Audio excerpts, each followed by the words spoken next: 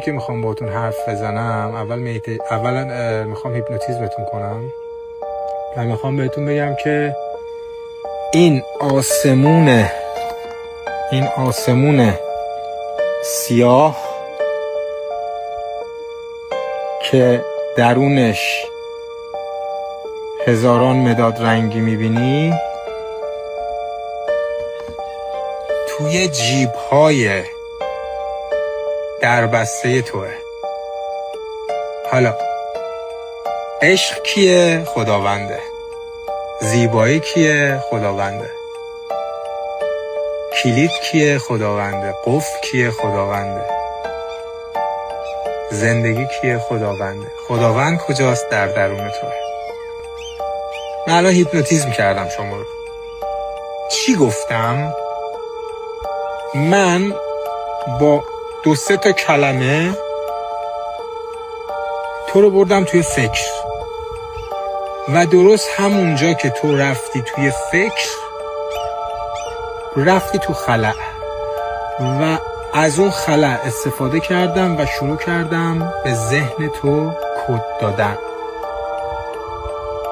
کدی که دادم DNA تو رو فعال کرد. نوشتم آسمون، گفتم آسمون سیاه.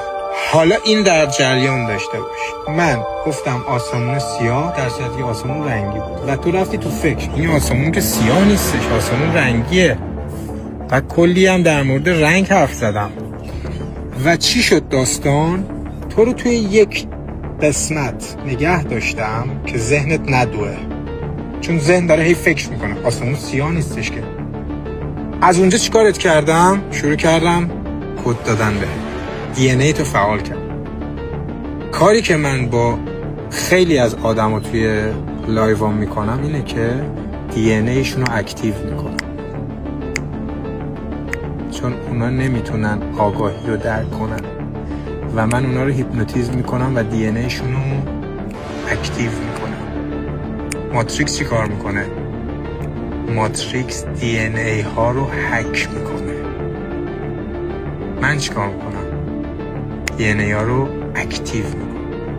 هیپنوتیزم میکردم که کلمه هایی که من دارم میگم رو ضمیر ناخودآگاهت بپذیره و از هیپنوتیزم استفاده کردم برای اینکه ضمیر ناخودآگاه تو کلمات مثبت منو بارور کنه.